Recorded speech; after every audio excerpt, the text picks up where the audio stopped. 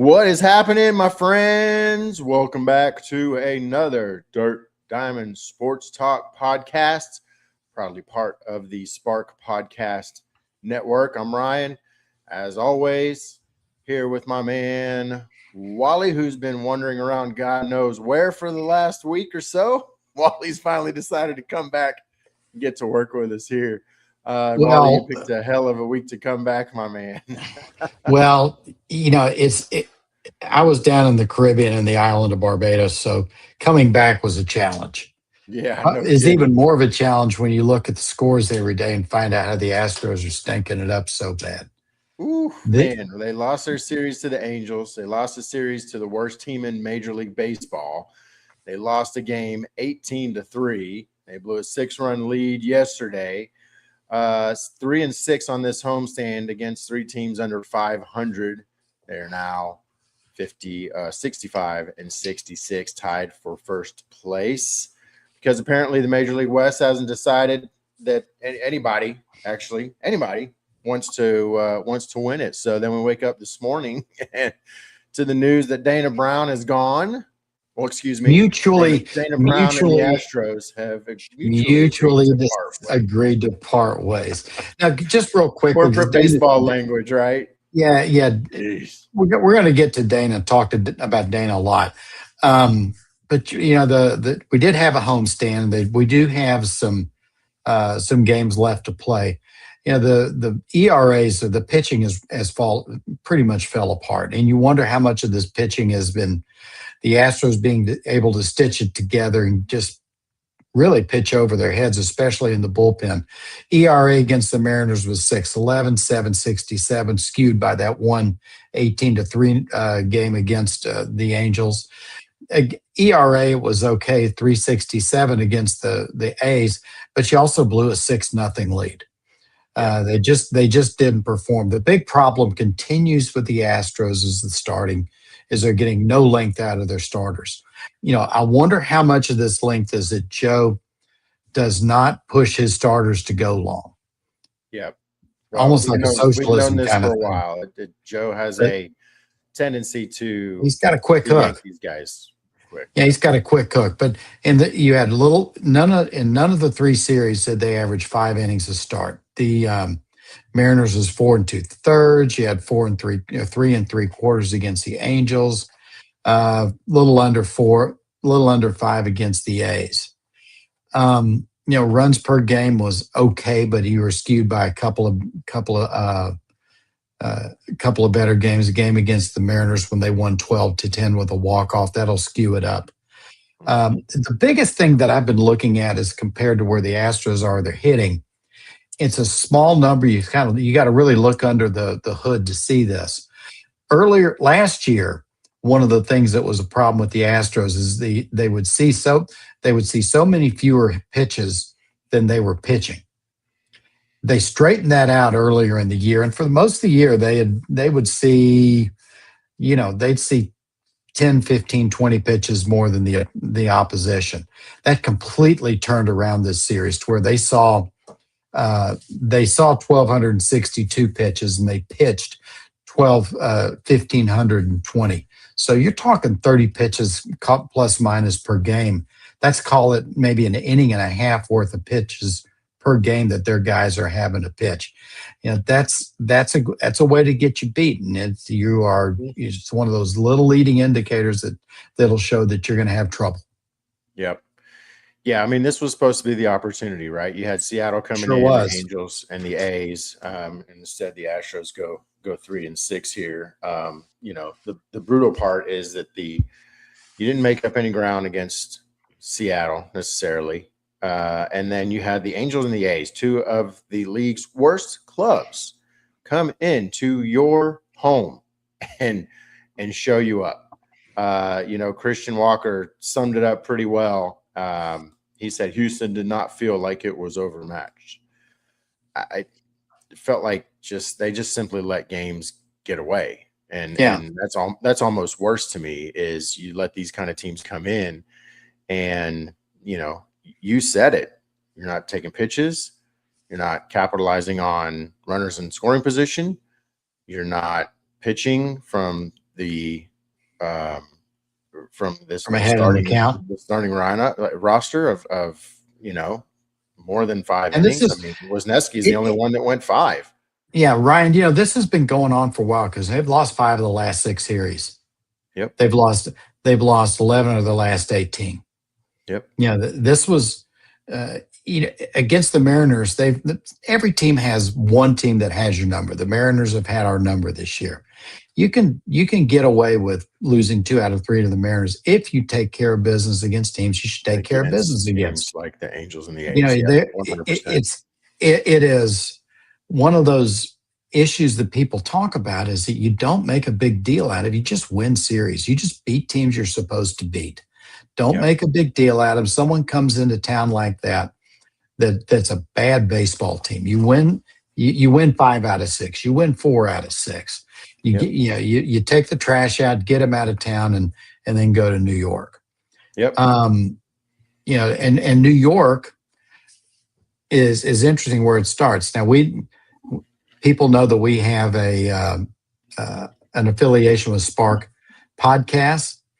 They like us to take a break so they can put a commercial in. So we're going to do that right now because we're going to talk about the rest of the season. All right. Yeah. There we go. The Astros are not, it's not September yet, but it's, we're getting there. The Astros have by far the toughest row to hoe for the rest of the season. They go to, as far as the rest of the season, they've got a 526. Their opponents, as of today, have a 526 winning percentage. Mm-hmm. The Rangers have a 509 winning percentage. The Mariners have a 454 winning percentage. Okay. When you get into September, it's even more stark. The Astros is 530. The Rangers are 493. The Mariners are 437. Astros combined. When you get into September, Astros opponents are 533 and 473. Rangers 516, 531. The Mariners opponents are 130 games under 500 combined.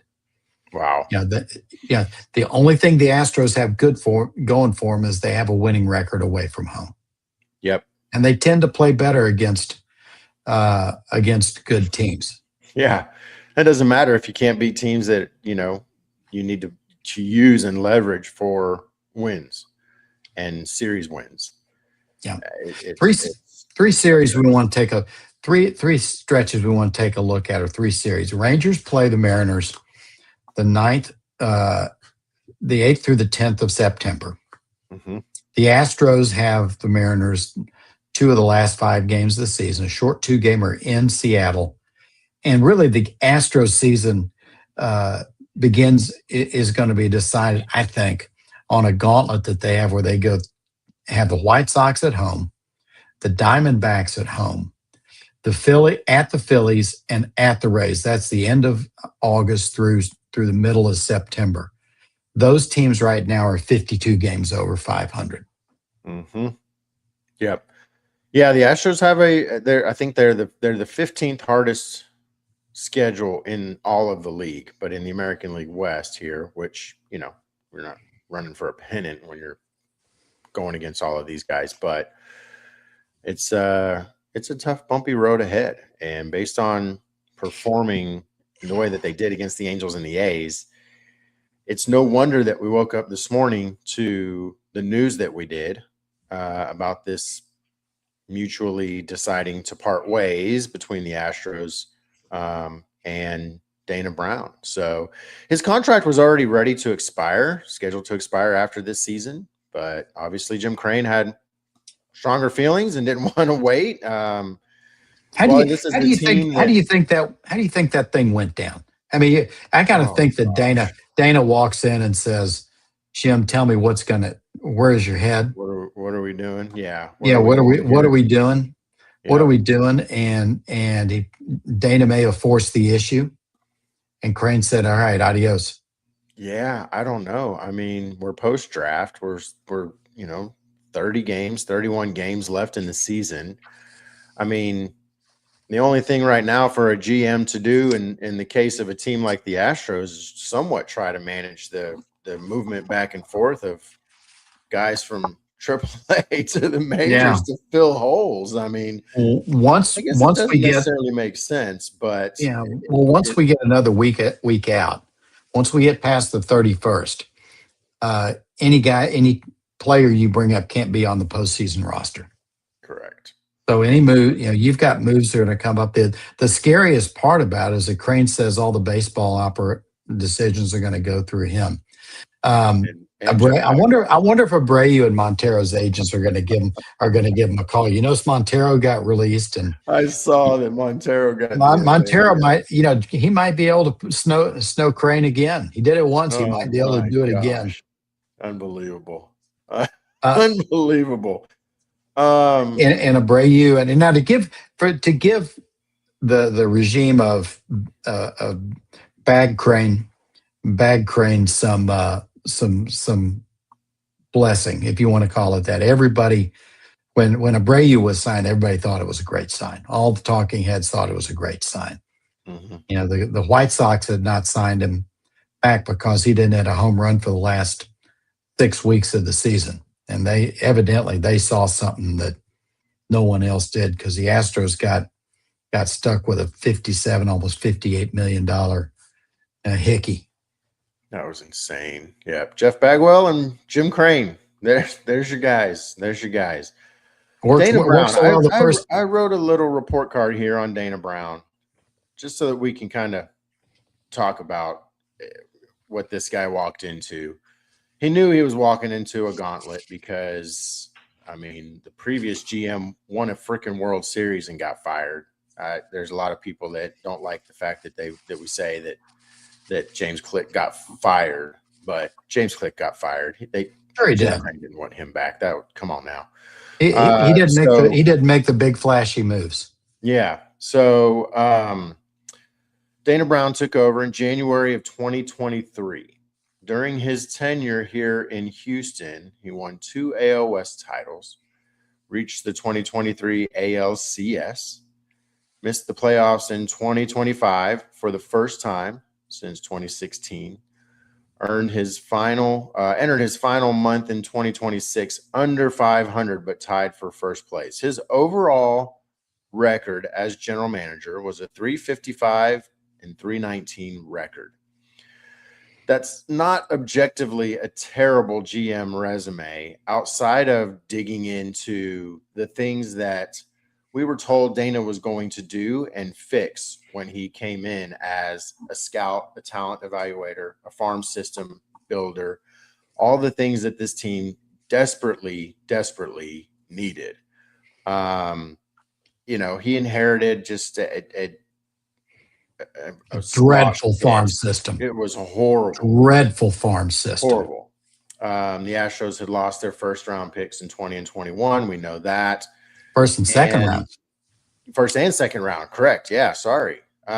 So Dana's job was not to necessarily just try to win some ball games. It was keep the dynasty that Jim Crane had somewhat patched together here from completely falling off a cliff.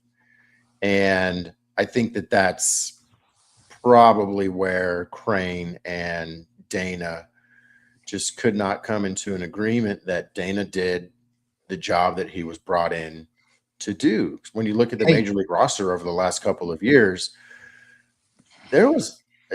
Dana was really good at dumpster diving, but none of the stuff that he really did as dumpster dive moves really stuck. Most of those guys would come in, contribute for a few weeks or a month maybe, and then crap the bed. Yeah. So, I mean, Braden Shoemaker's a good example. Yeah. Well, I mean, and even look at some of the big things that Dana did, Bregman leaving, Tucker being traded away, which might have been one of the biggest moves and the biggest wins of the Dana Brown era. Oh, he fleeced the Cubs. He absolutely fleeced the Cubs on that one. Yep. Framber Valdez leaving. Jeremy Pena has not been extended. Hunter Brown has not been extended. The Christian Javier extension that he did was ridiculous. 5 years for $64 million. And then Javier, unfortunately, he went under Tommy John. But I mean, we can kind of go on and on, but how much do you blame Dana for failing to extend guys when we know Jim Crane ultimately controls the checkbook? Yeah, one of the questions I'd like to know is how much true meddling is Crane really doing? Now, there's people who have Yeah. talked about Crane as being the Jerry Jones of MLB. Yeah. Now, we don't know if that's true or not. I don't know anybody inside the organization. Even if we did, we would be careful what we said. But he has a reputation as a very active owner. Be that as it may, there were some things that Dana did that were really good. Okay. The trades were mixed. The deadline deals were meh.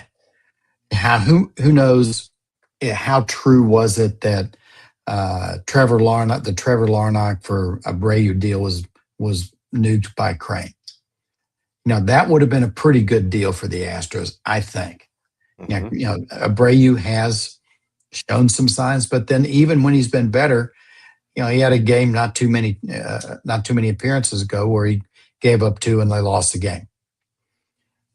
Where Dana, I think, has really done well, and it took him a year to get started, is you're starting to see the farm system get much better, especially down in the lower levels. I'll run you a few names out, and Kevin Alvarez, an international signee, 18 years old. He's got an 804 OPS at A-ball. Xavier Nyans, 836 OPS at high A-ball. He's 19 years old. Logan Hughes is tearing up A-ball. Bet you he gets some A-plus look before the end of the season. Durnan's done well. He's got an OPS over 1,000. They've got this kid, Owen Nowak, who's a 12th rounder. And, you like to have those sorts of surprises in your draft to really make it strong. He's got an OPS of over 1.121. Doesn't have the power the other guys do, but you can see things like Hueso, Fermin, Schiavone, Janik. These are guys that Ethan Fry. It's a little tougher to tell on the pitchers, but you've got Bryce Mayer, Echo, who's been brought up, Nazua, Cole Hertzler, Jaden Beck, who's a guy that was an undrafted guy that's really doing doing well on Class A ball. Wes Mendez, he's down a rookie ball, I think they're just drilling him right now. Pitchers are hard to tell, as we know. Yeah. Pitcher can, there's a reason pitchers don't get taken much in the first round unless your name is Paul Skeens, because right. there's such a wide variance into how they're gonna do, and they always require development. But it's interesting you bring up pitching, because if I look at Dana's tenure here, you look at this team prior to Dana, pitching was a huge aspect of the Astros' success. You look at the Dana Brown era, pitching is really where he just completely dropped the ball. Just look at this season as a whole, and injuries notwithstanding for sure, but they're going to happen. Everybody has them. It's going to happen. The Astros have used 17 different starting pitchers this season. That's a franchise record, and most of this is all of Brown's offseason pitching gambles. He has to wear. You got Imai. He has to wear the pitching problems. He's got for this year. Burrows, Ryan Weiss, Christian Roa, Nate Pearson, Munoz, Kaiwei Tang. I mean, some of these guys have already been DFA'd and shuffled out to unmeaningful roles, while everybody's still kind of scratching their head here, scrambling for starters at the end of all. We're scrambling for starters at the end of August, and it's not just because one pitcher failed. They fire a guy because the Imai signing was a bad one. The entire offseason was built around finding pitching, and he did not stabilize this pitching staff at all. We talked earlier this season that Dana's approach to pitching staff development was the spaghetti theory. Throw it Yep. against the wall. I hope something sticks. Yep. I think Imai is going to eventually be okay. Now, is he going to be worth the number that they're paying him? Probably not. But I think Imai is going to end up developing okay. Dana has, I think when you look at the top 30 prospects, to your point about the pitching, the top prospects are all position players. You don't get into a pitcher being the top prospect until you're past 10. And I think, well, I take that back. The first round pick they got from Notre Dame is like the number 5 pick, but we really don't know because your first round pick is always going to be in your top 5 just because until they prove you otherwise. He hasn't pitched. He's in rookie ball. He's just, again, like Mendez, just working out. He's got to wear the pitching because the pitching has been dreadful. If it not, Ethan Katz must be a pretty good pitching coach because he's got that bullpen pitching well. Yeah. Josh Miller has proven that he's a good pitching coach. Yes. They talked about when Strom was here, and he said that he was ready to move on because Lance McCullers was the last guy that Strom actually developed.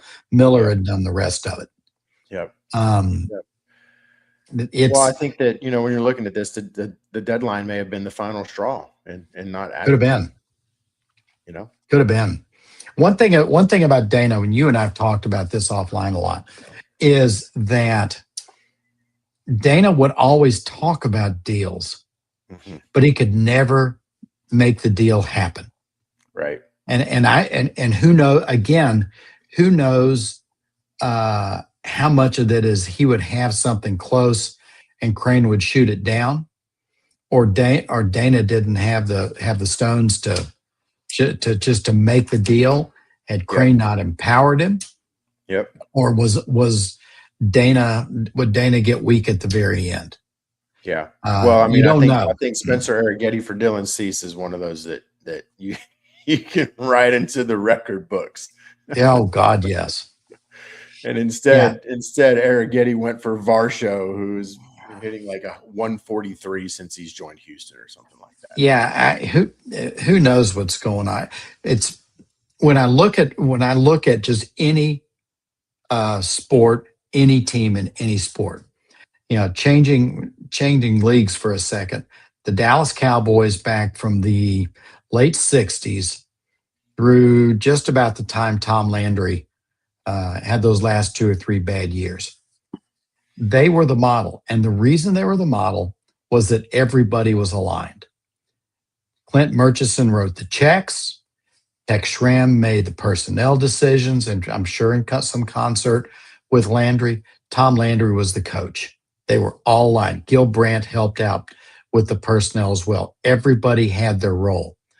What is disturbing about the Astros is early until Luna was fired, was the Astros really were aligned. One of the strengths that Crane had is he brought Luno in. You could clearly looked like what had happened is Luno laid out a plan.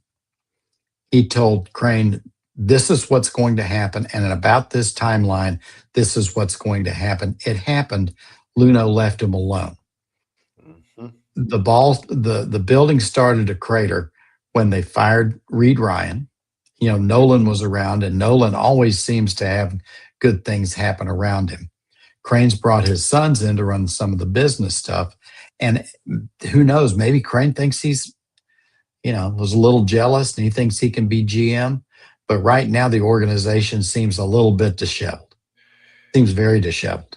Yeah, I mean, it really does. So, you got Jim Crane and, Jeff Bagwell heavily involved, which we know Jeff Bagwell was heavily involved in the Brian Abreu or the Jose Abreu signing. I think we're back to where we were in kind of talking about the real philosophical decisions that are being made from, an ownership standpoint. I mean, Crane's ownership has been wildly successful. Best Best so run, far, best best run of. sports team owner in the city of Houston's history. Yeah, By I far. agree. Up to By far. now. Yeah, up to now. Okay, so let me ask. But there's been that noticeable shift since the Lunau era, right? Now he's involved, former players appearing in baseball operations. I mean, it's worth a conversation to wonder what the heck Jim Crane is really thinking. And sure, maybe he's got some PTSD from the whole 2017 thing, but when you look at the way that this thing has played out since Lunau, and specifically since Click, you can look at the Click shortened era and really wonder what the heck is truly happening in Jim Crane's mind, and thinking that bringing in the likes of Jeff Bagwell is going to really help make logical and successful baseball decisions. Yeah, and I'm not saying I agree with this, but let me take one side of it. Is that Crane had people he trusted? Yeah. Okay, and he found out he couldn't trust those people. So when you can't trust those people, you tend to surround yourself with people you can trust, and it may not be they may not be as competent as people that you couldn't trust, but at least you can trust them. Yeah, but I mean, but that was Dana Brown was widely known as a Jim Crane yes man. Yeah. And here we are. And so you take the onus on yourself as the owner and say, I hired a yes man. He was a yes man. It didn't work out. So I'm going to fire the yes man and then hand over the key, hold on to the keys myself and bring Bagwell in here to help make decisions. And the question doesn't make any sense. The question I would have is if Crane's not going to be the guy running the baseball operation, what kind of guy's going to come in? What GM worth his salt is going to step on that hand grenade? No, I mean, everybody's out there talking about, go find, pull somebody from Milwaukee or Baltimore or Tampa Bay. And, I said it in one of the threads earlier tonight. I was like, well, they already did that. And he fired the guy after winning a freaking World Series. Like, who else is going to leave somewhere like one of those organizations to come work for the likes of Jim Crane, who, won't let somebody do their damn job? Well, and that's the point I've made. You and I've talked about, and I've talked about to other people. See, this thing with Dana is kind of a non-virtuous do loop. Dana won't do his job, and Crane sticks his nose in there, and then he doesn't let Dana do his job, so he fired him because he didn't do his job. Well, the best organizations give people responsibilities. They let them do their jobs and hold them accountable for their results. They'll step in if they see something is violently wrong, and they'll try to keep them from making the big mistake. But for the most part, they let people do their jobs. You see it, look at the Texans right now. Well, why are they doing it? Because Cal McNair's letting the GM do his job. GM is letting D'Amico do his job. Yep. And that's just how it goes. You see win the Super Bowl in the eyes of a lot of people now. Yeah. You look at the University of Texas. Everybody's aligned. You've got the Board of Regents through to Del Conte, down to Sarkeesian. They're all aligned. Says nothing whether you like UT or not, but they are aligned. That's just where and the Astros right now are not aligned. They're not aligned. The media is not really aligned either. Apparently, Bob Nightingale stirred the pot today and said that Joe Espada was informed that he would not receive a new contract after this season, and that the Astros gave him the option to finish the season or go ahead and take a hike, and he chose to finish the season. The flip side of that is Chandler Rome, who is the beat writer for The Athletic here, citing sources, said that Espada's status never changed, and that conversation never happened. Yeah, I'll trust Chandler. 100%. I've had an opportunity to speak with Chandler a few times just at get-togethers, and he's a very sobering, very good guy. He really is. He's not a fan, which is one of the things that I, for a while it really bugged me that he wasn't a fan, didn't really like the team. And for a long time, Chandler and I would get back, we'd get at it on yeah, well, you do it online, right? Yeah.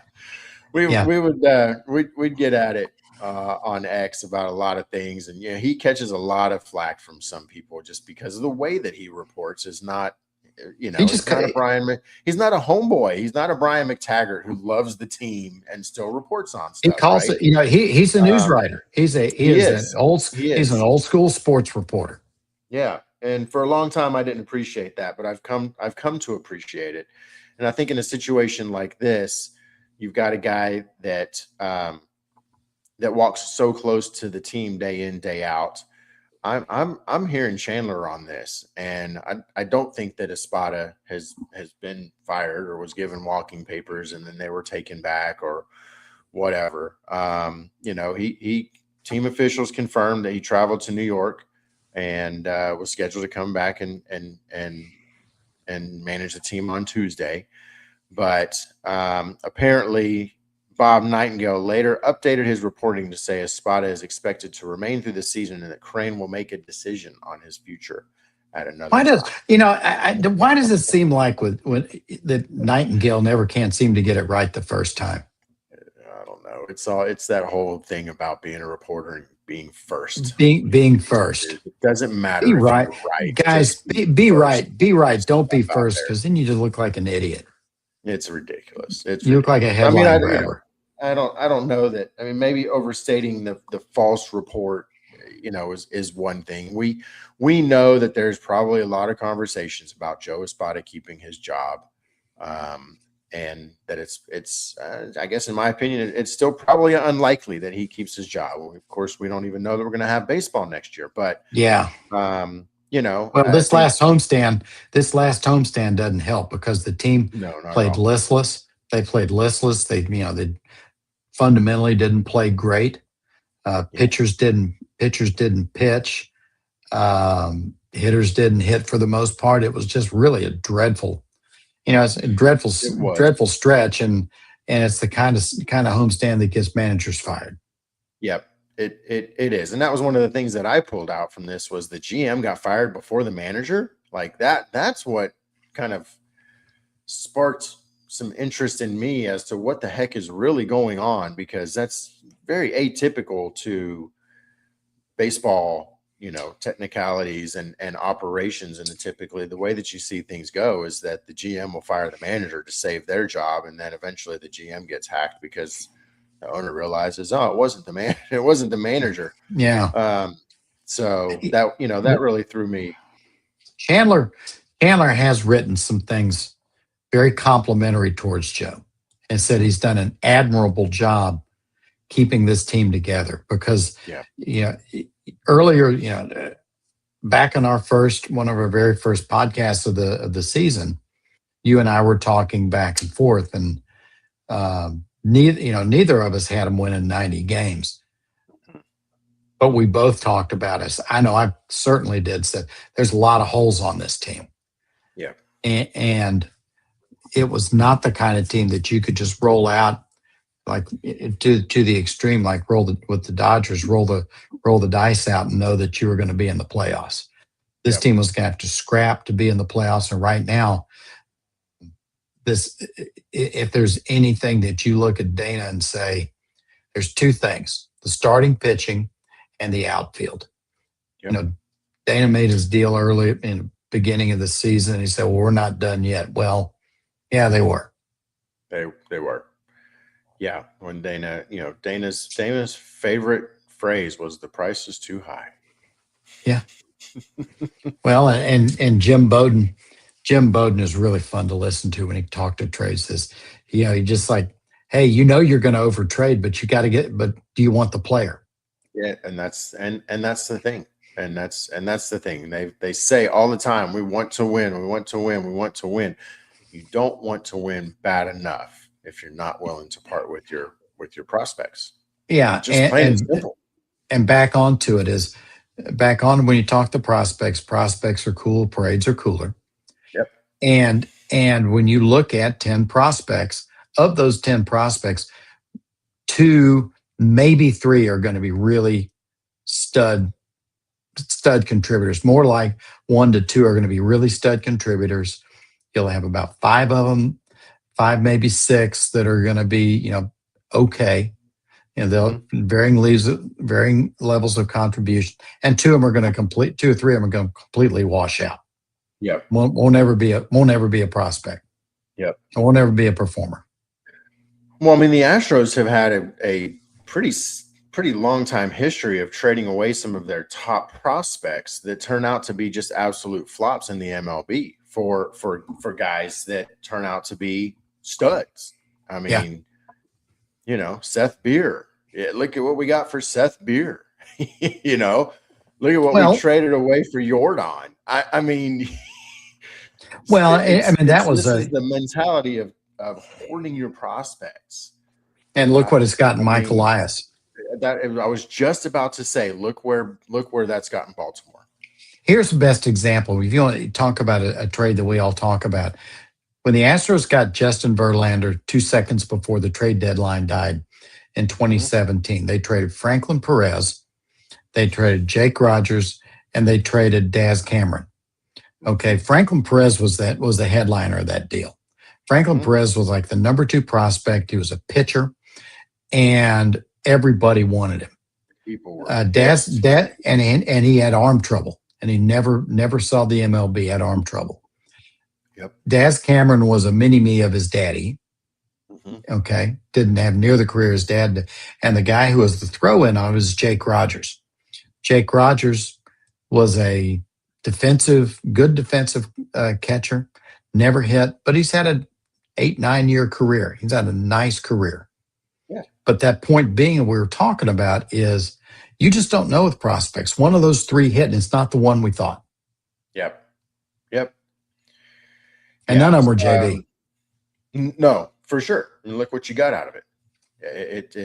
That's the mentality for me is just wild. And I guess we shouldn't be really surprised that that's been Dana's mentality. It's his thing. He's a scout. He's a talent evaluator. Hold on to his little projects. And I kind of get it, but at the same time, this team hasn't had the benefit of time to wait for these new developed young draftees that Dana has brought in. Yeah, and we don't know what was offered, and it could be Dana saying, yeah, if we wait, we'll know what we have to deal with, because I ran off about 10 guys that look like, and these are all except for Schiavone is on, and Janik are at AA. All these other guys are at the lower levels. Some of those guys are going to not make it. Some of them are going to do better than you expect. But you just never know. But the Astros start their series tomorrow night in New York. They've got 6 games in New York. Speaking of prospects, Pecco's starting game 1. Pecco and Will Warren go in game 1. So they'll be in New York for 6 games, and the gauntlet really starts. Yep. Yeah. What a day. Seattle's putting it on Philadelphia tonight. Are they? Yeah, 8-2 in the 5th. Okay. Well, Rangers beat the daylights out of the White Sox, so the Astros are in 2nd place. There you go. There we go. Well, it's been a day. It's been a day. Good show. Enjoyed talking about Dana. Yeah, we'll see kind of where the week leads us and kind of what happens in New York. Obviously, we'll hope for the best. See if we can get maybe more than 3 1/3 innings out of Ethan Pecco in New York, and see if the Astros can find their bats. Yeah. Maybe Jordan won't take 3 intentional walks in the game and actually be able to contribute. Yeah. Man, until next time, guys. Thanks for catching us on another episode of Third Diamond thanks for listening, guys. Part of the Sports Podcast Network. Until next time, go Stros. Go Stros.